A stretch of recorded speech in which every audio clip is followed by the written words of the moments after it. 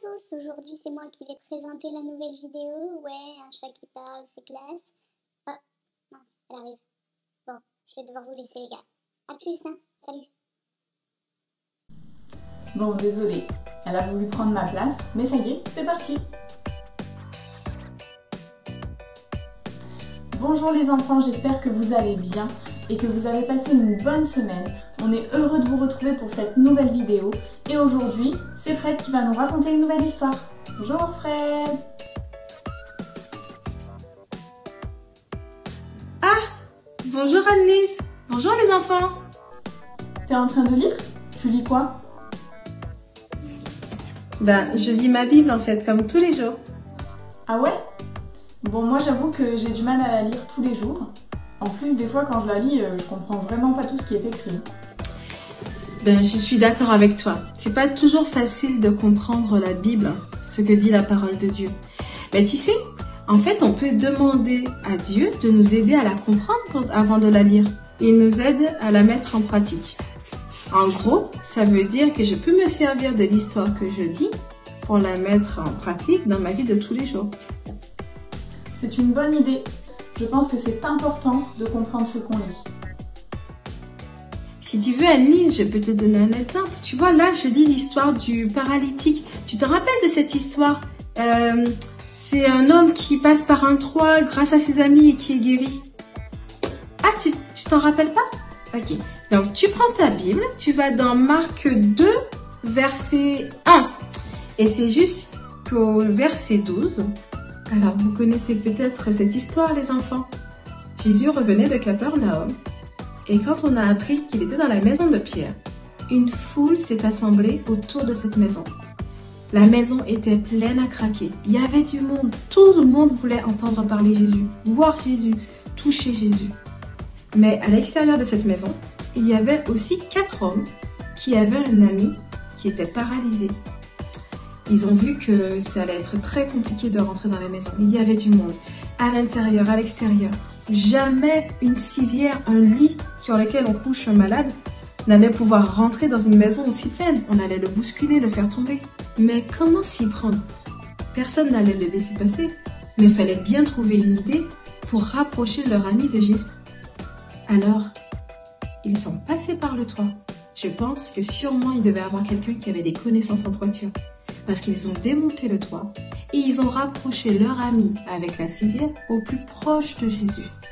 Tu vois, Annelise, quand Jésus voit ces 4 hommes et se paralyser, voyez les enfants, Jésus, il dit, mais waouh, quelle foi! Et il regarde le paralysé et il lui dit, tes péchés sont pardonnés. C'est énorme comme histoire. Maintenant, si je réfléchis à cette histoire, je vois plusieurs points.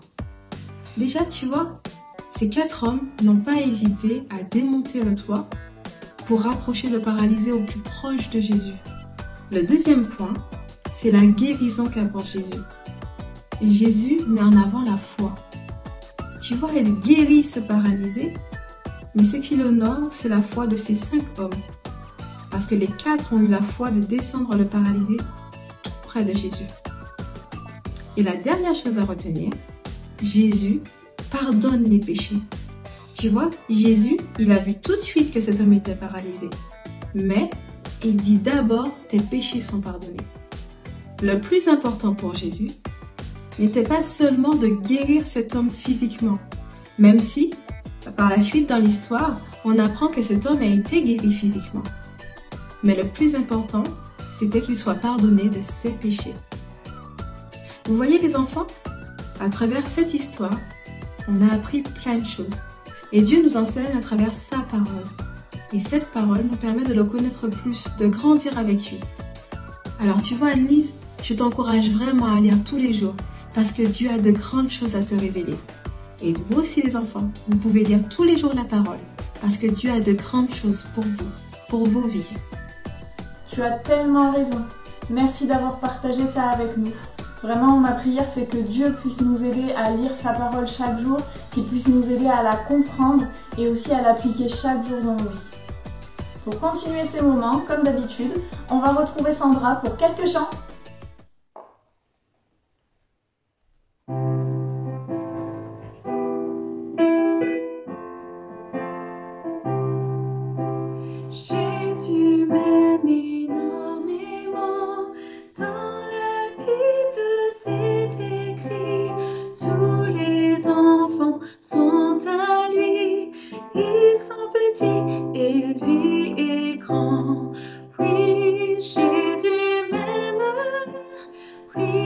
Jésus m'aime.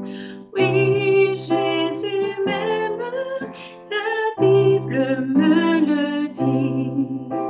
Jésus m'aime, lui crucifié, pour que je sois à ses côtés. Il a lavé mes péchés, il m'invite à m'approcher. Oui, Jésus m'aime, oui, Jésus m'aime, oui, Jésus m'aime, la Bible me le dit. On dit ensemble? Oui, Jésus m'aime, oui, Jésus m'aime, oui, Jésus m'aime, la Bible me le dit. Oui, Jésus m'aime, oui, Jésus m'aime, oui, Jésus m'aime, la Bible me le dit, la Bible me le dit.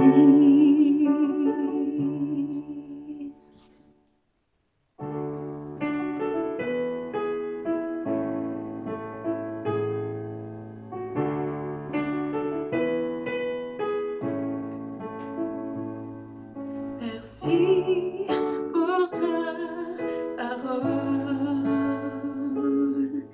lumière donnée aux hommes, qui nous fait connaître le cœur de Dieu. J'aime ta parole, Seigneur.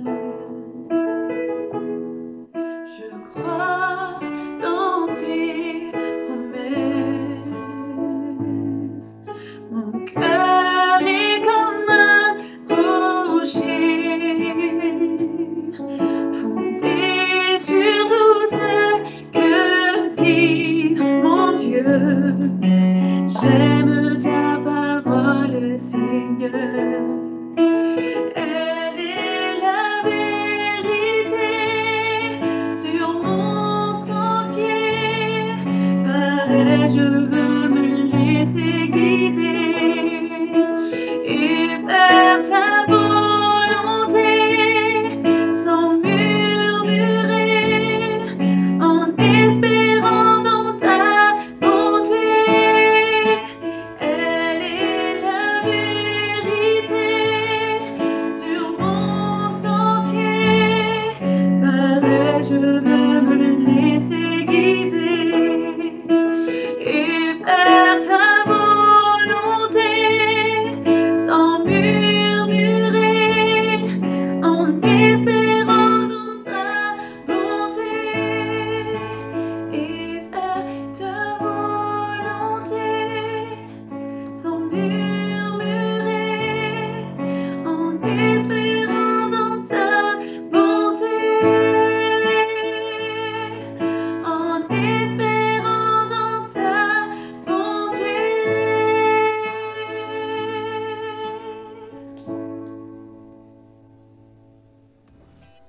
Et pour terminer ces moments, nous allons retrouver Sarah qui va nous proposer 2 petites activités. En attendant, moi je vais vous laisser, je vous fais de gros bisous.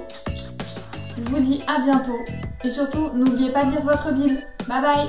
Salut les enfants! Aujourd'hui, je vous retrouve pour 2 activités.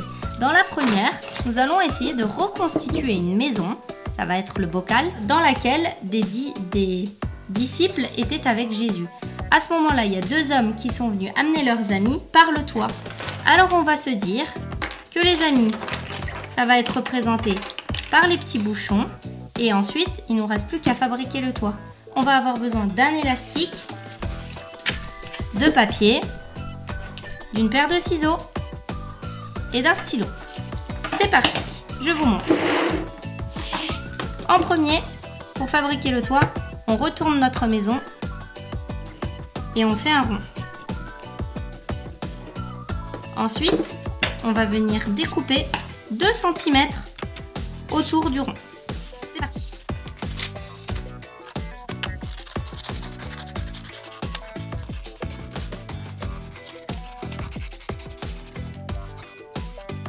Tout de suite après, on fait une fente. C'est l'endroit par lequel les personnes auraient passé le paralytique. Donc, on fait le trou dans le toit et on découpe. Et voilà. Maintenant qu'on a le toit troué, on le fixe.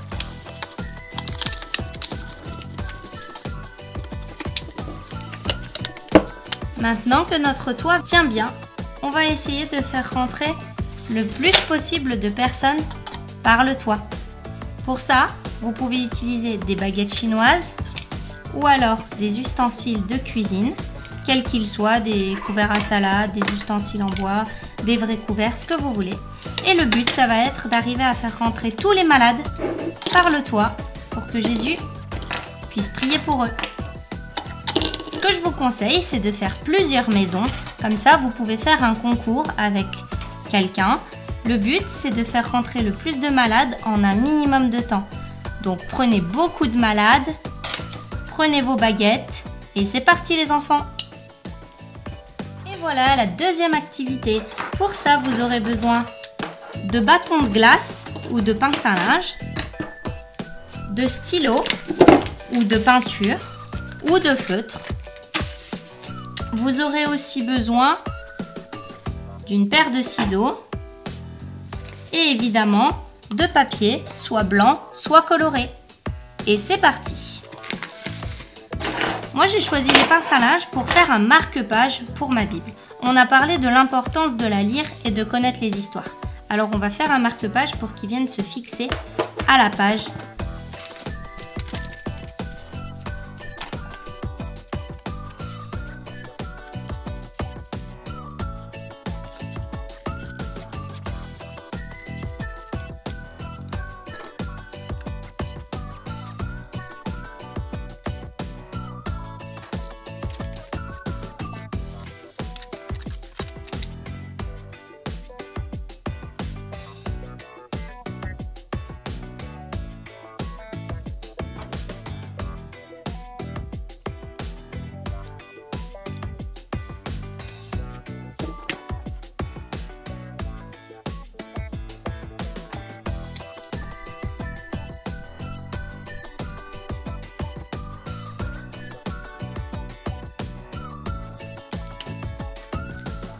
Ma colle.